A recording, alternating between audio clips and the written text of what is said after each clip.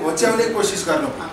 2/3 आडमा जुन दम्भ देखाउने उहाँले प्रयत्न गर्नुभयो, सरकारको रवैयाका कारणले हामी संसदमा पनि सडकमा पनि सरकार विरुद्ध उत्रिने एउटा परिस्थिति निर्माण भयो। त्यो हामीले निर्माण गरेको होइन, सरकार आफैले निर्माण गरेको।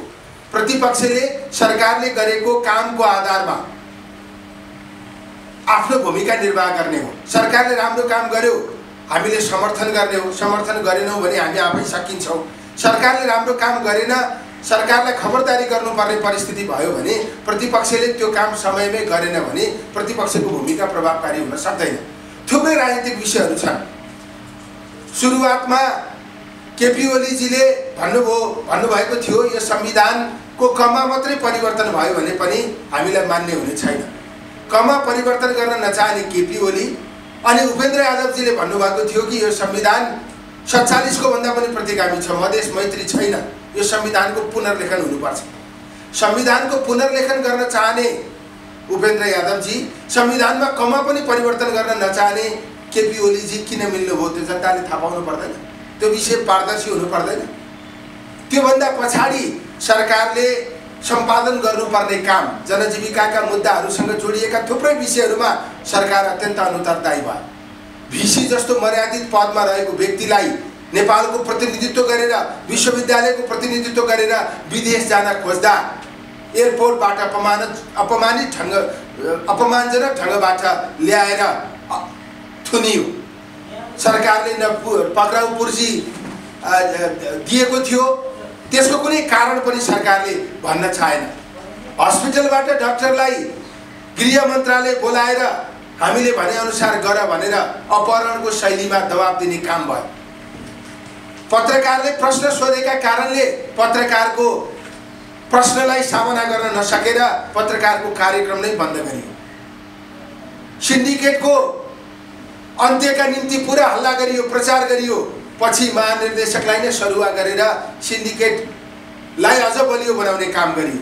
ठेकदारलाई समयमा काम नगर्ने ठेकदारलाई कारबाही गर्छौँ भनेर हल्ला पिटियो, तर कुनै पनि ठेकदारलाई कारबाही भएको अथवा समयमा काम गराउन सरकारले वातावरण निर्माण गरेको हामीले कहीँ देखेनौँ। महँगीले आकाश छुने परिस्थिति बन्यो। मलाई लाग्छ यदि चरको मूल्य वृद्धि, महँगी बढेको यो पहिलो पटक हो। अहिले सत्तामा भएको राजनीतिक दल प्रतिपक्षमा हुन्थ्यो र अरू कोही सत्तामा हुन्थ्यो भने सायद उहाँहरू पनि चुप लागेर बस्नुहुन्थेन। जनजीविकाका थुप्रै मुद्दाहरूका बारेमा सरकार मौन देखियो, सरकार सचेत देखिएन। लोकतन्त्र प्राप्ति भएको छ, जनताले शान्तिपूर्ण ढङ्गले आफ्ना भनाइहरू राख्न पाउने अधिकार प्राप्त गरेका छन्, तर मण्डेलालाई निषेधित क्षेत्र घोषणा गरियो। जनताको अधिकारलाई कुण्ठित गर्ने प्रयास सरकारले गर्यो। पूर्ण लोकतान्त्रिक अभ्यासलाई बन्देज गर्ने, नियन्त्रण गर्ने कोसिस सरकारबाट भयो। त्योभन्दा पछाडि पछिल्लो समयमा गोविन्द केसीले राख्नुभएका मागहरूका बारेमा सरकारले विभिन्न समयमा बनेका सरकारहरूले अध्यादेश मार्फत त्यो मागलाई सम्बोधन गरेका थिए अथवा समर्थन गरेका थिए। गोविन्द केसीले यो माग पहिलोचोटि राख्नु भएको होइन, उहाँ 15औं चोटि अनसन बस्नु भएको छ। त्यसैले यो मागका बारेमा सरकारले पहिले अहिलेको केपी ओली प्रधानमन्त्री भइसक्नु भएपछि, पछिल्लो पटक प्रधानमन्त्री भइसक्नु भएपछि पनि उहाँले अध्यादेश मार्फत यो मागलाई समर्थन गर्नुभएको छ। तर तीनै मागहरू एकपटक समर्थन गर्ने अनि फेरि त्यसलाई बदल्ने कोसिस गर्ने, तीनै मागहरूका बारेमा फेरि फरक अवधारणा ल्याउने कोसिस गर्ने, प्रतिस्थापन विधेयक संसदमा पेश गर्ने सन्दर्भमा त्यो प्रतिवेदनलाई, माथिमा आयोगको प्रतिवेदनलाई तोडमोड गर्ने कोसिस गरियो। अध्यादेशमा जे ल्याइएको थियो त्यसलाई तोडमोड गर्ने कोसिस गरियो। त्यहाँनिर पनि बेमानी गरियो। स्वास्थ्य क्षेत्रलाई मर्यादित बनाउनका निम्ति, चिकित्सा शिक्षालाई मर्यादित बनाउनका निम्ति, व्यवस्थित बनाउनका निम्ति नेपालको स्वास्थ्य नीति जनपक्षीय बनाउनका निम्ति, समाजवादी स्वास्थ्य नीति ल्याउनका निम्ति गोविन्द केसीले दबाब दिनुभयो। वरिष्ठ प्राज्ञहरूको एउटा आयोग बन्यो। त्यो आयोगको प्रतिवेदनलाई सरकारमा भएका राजनीतिक दलहरूले सबैले पहिले स्वीकार गरिसकेको अवस्था थियो। तर अहिलेको शिक्षा मन्त्रीले नै हिजो अध्यादेश पेश गर्नुभएको थियो। उहाँले हिजो त्यो अध्यादेश तयार गर्दा, त्यसलाई मन्त्री क्याबिनेटमा प्रस्ताव गर्दा हिजो समर्थन गर्ने अनि आज फेरि उहाँले त्यो विधेयक ल्याउने सन्दर्भमा फरक ढङ्गबाट ल्याउने जुन कोसिस भएको छ त्यो चरम बेमानी भयो। त्यसैले यो सबै विषयहरूसँग जोडेर अब सरकारलाई समर्थन गरिरहन सक्ने अवस्था रहेन।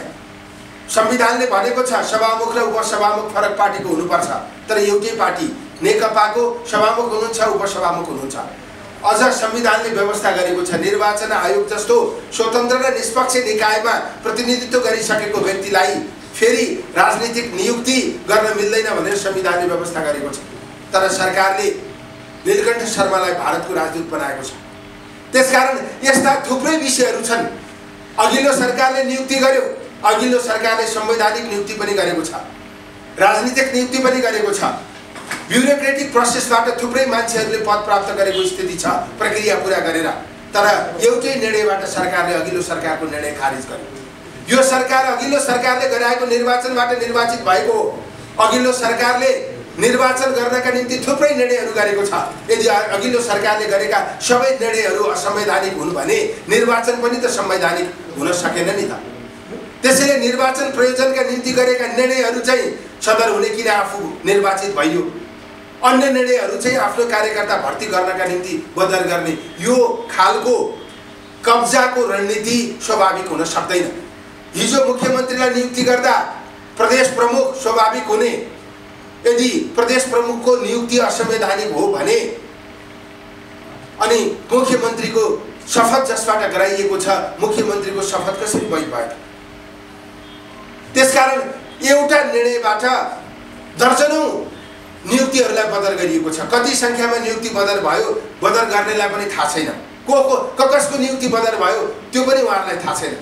त्यसैले 2/3 दम्बमा जनतालाई तर्साउने, धम्क्याउने, संस्थाहरूलाई कमजोर बनाउने, लोकतन्त्रलाई कमजोर बनाउने काम गर्न पाइँदैन। आज नेपालमा संविधान सभाबाट संविधान हामीले प्राप्त गरेका छौँ, समावेशी संविधान प्राप्त गरेका छौँ। आज नेपालमा गणतन्त्र प्राप्त भएको छ, लोकतन्त्र प्राप्त भएको छ। अब पनि काम गर्न नसक्ने हो भने यसको असफलताको जिम्मा कसले लिने? यस्तो जनताले चाहेको व्यवस्थामा योग्य नेता नभएका कारणले हामीले विकास र समृद्धिलाई अगाडि बढाउन सकेनौँ भन्ने निष्कर्ष निकाल्नुपर्ने परिस्थिति हुन्छ। एकता समझदारीको वातावरण निर्माण गर्ने प्रयत्न नगर्ने, झन् त्यसलाई एकता समन्वयको वातावरणलाई खलबल्याउने प्रयत्न प्रधानमन्त्रीबाटै भइरहेको छ। के कांग्रेसलाई गाली गरेर नेपालमा समृद्धि आउँछ? के बुद्धिजीवीलाई गाली गरेर प्रधानमन्त्रीज्यूले नेपालमा विकास गर्न सक्नुहुन्छ? देशको प्राथमिकता के हो? सरकारको प्राथमिकता के हो? सरकारको प्राथमिकता खाली भाषण गर्ने, सस्ता कुराहरू मात्रै गर्ने, अरूलाई गाली गलौज मात्रै गर्ने हो। म कांग्रेसको कार्यकर्ता, नेपालको प्रधानमन्त्री मेरो पनि प्रधानमन्त्री हो, प्रधानमन्त्रीमाथि मैले गर्व गर्न पाउनुपर्छ। तर उहाँ निरन्तर कांग्रेसलाई गाली गरिरहनुहुन्छ, बुद्धिजीवीलाई गाली गर्नुहुन्छ, पत्रकारलाई गाली गर्नुहुन्छ। के प्रधानमन्त्रीको पदमा बसेर त्यो ढङ्गको व्यवहार गर्न शोभामान देखिन्छ? त्यसकारण उहाँले आफ्नो व्यवहारलाई बदल्न जरुरी छ, आफ्नो प्रस्तुतिलाई बदल्न जरुरी छ, सरकारले आफ्नो प्राथमिकतालाई बदल्न जरुरी छ। यो सरकारको प्राथमिकता विकास र समृद्धि मात्रै हो। 15 सालमा बीपी कोइराला नेपालको 2/3 समर्थनबाट प्रधानमन्त्री बन्नु भएको थियो, तर 15 सालमा राजतन्त्र थियो। नेपालमा यति बलियो प्रधानमन्त्री आजसम्म नेपालले प्राप्त गरेको छैन।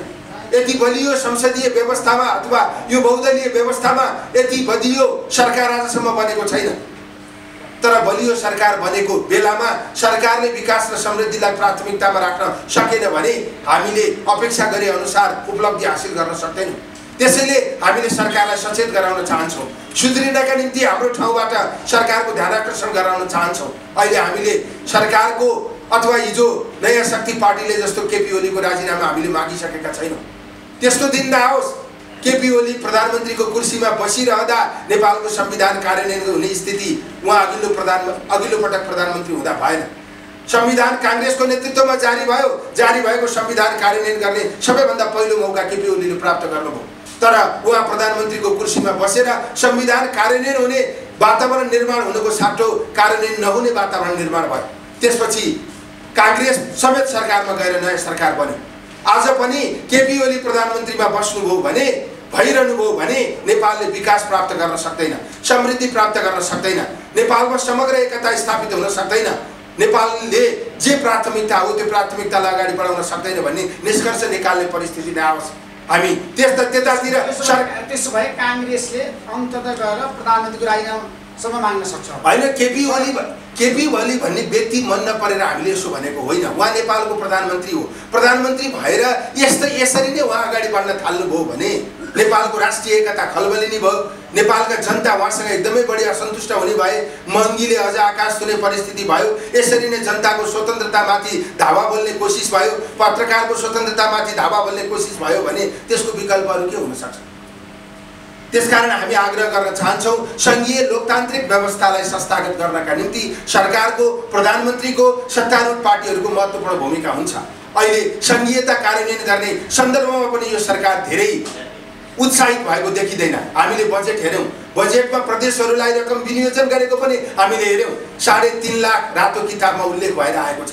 यो हिजोको भन्दा कसरी फरक भयो? सरकारले सरकारलाई प्रदेशका प्रतिनिधिहरूलाई विश्वास गरेको देखिँदैन, स्थानीय तहका प्रतिनिधिहरूलाई विश्वास गरेको देखिँदैन, विकेन्द्रीकरणको सिद्धान्तलाई स्वीकार गरेको देखिँदैन।